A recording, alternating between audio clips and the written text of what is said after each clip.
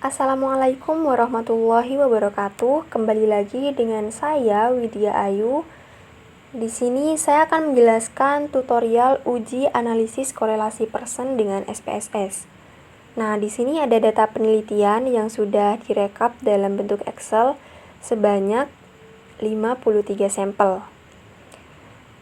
Nah, di sini ada dua data, yakni data motivasi sebagai variabel X dan data kinerja sebagai variabel Y. Kemudian dari data ini saya akan mencari tahu apakah motivasi berhubungan dengan kinerja seseorang atau karyawan. Untuk proses pengolahan datanya, kita buka program SPSS terlebih dahulu.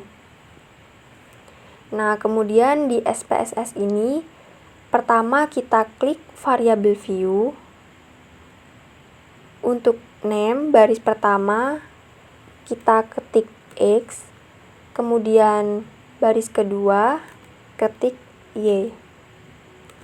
Sedangkan di bagian label untuk X kita tuliskan motivasi,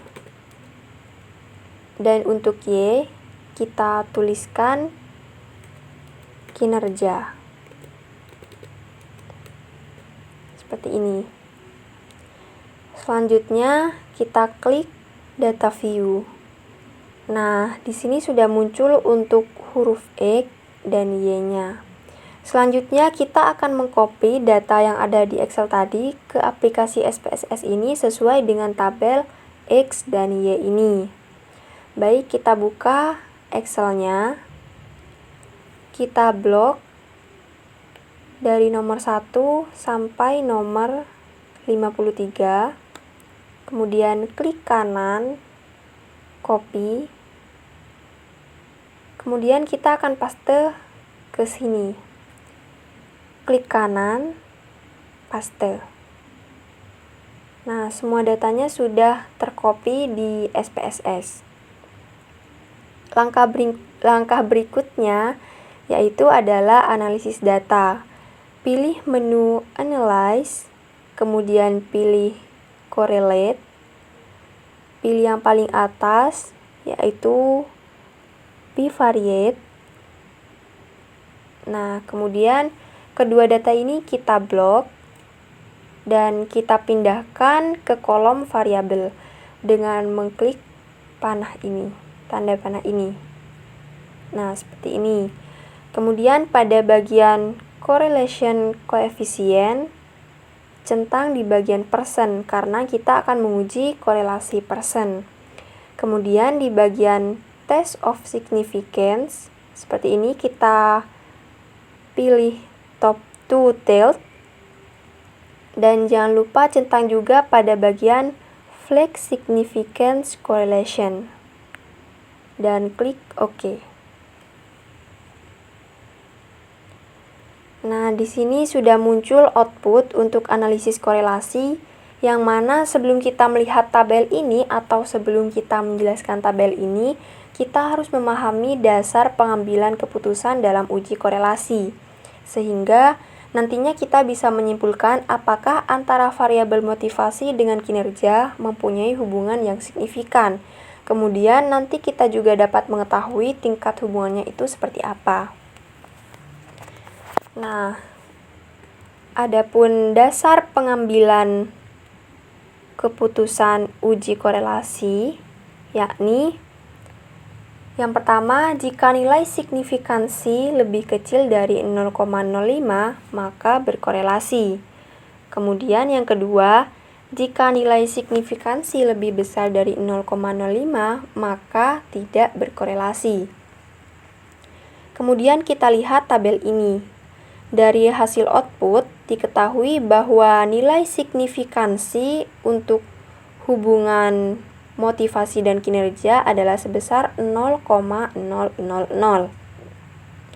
Artinya, karena nilainya ini lebih kecil dari 0,05, maka dia berkorelasi.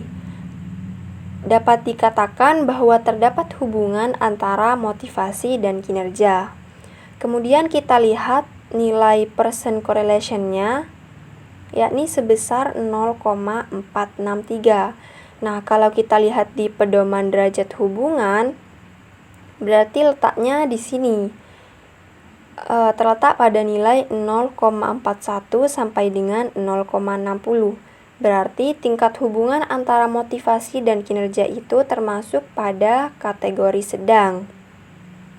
Kemudian kalau kita mau lihat arah hubungannya itu positif atau negatif, pedomannya adalah nilai persen correlation ini.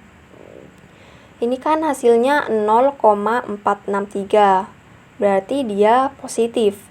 Jadi dapat disimpulkan bahwa motivasi hubungan secara positif, jadi dapat disimpulkan bahwa motivasi berhubungan secara positif terhadap kinerja dengan derajat hubungannya korelasi sedang. Nah, kemudian muncul pertanyaan bagaimana jika nilai signifikansinya tersebut tepat di angka 0,05? Nah, kalau tepat pada angka 0,05, maka kita dapat menggunakan alternatif lain dalam menentukan apakah ada hubungan atau tidak di antara kedua variabel tersebut, yakni dengan cara membandingkan percent correlation dengan R-tabel. Dengan ketentuan, jika percent correlation-nya lebih besar dari R-tabel, artinya berhubungan. Kemudian jika percent correlation-nya lebih kecil dari R-tabel, maka tidak berhubungan. Di sini kita ketahui nilai percent correlation-nya sebesar 0,463. Nah, kemudian kita akan mencari nilai R-tabelnya. Caranya adalah dengan melihat distribusi nilai R-tabel untuk N atau sebanyak 53. Di sini kita menggunakan N atau sampel sebanyak 53. Nah, di sini saya mempunyai nilai distribusi R-tabelnya. Nah, ini adalah distribusi nilai R-tabel untuk signifikansi 5% dan 1%. Dan di sini saya akan menggunakan yang 5%. Kemudian kita tarik ke bawah. Nah, di sini ada nilai 50 dan 55. Jika tidak ada nilai 53 seperti yang tadi kita pakai, maka kita pakai nilai yang terdekat dengan 53, yakni kita pakai yang 55. Ya, ketemu nilai R-tabelnya 0,266. 0,266 itu lebih kecil dari 0,463, atau dengan kata lain nilai percent correlation sebesar 0,463 itu lebih besar dari nilai R-tabelnya, yaitu 0,266. Sehingga berdasarkan rumusan dalam uji korelasi, karena nilai percent correlation-nya lebih besar dari nilai R-tabel, maka terdapat hubungan di antara kedua variabel tersebut. Jadi dalam uji korelasi, baik kita menggunakan nilai signifikansi ataupun menggunakan perbandingan antara percent correlation dengan R-tabel, akan tetap menghasilkan kesimpulan yang sama.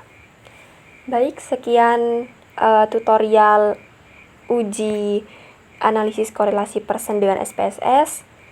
Terima kasih. Wassalamualaikum warahmatullahi wabarakatuh.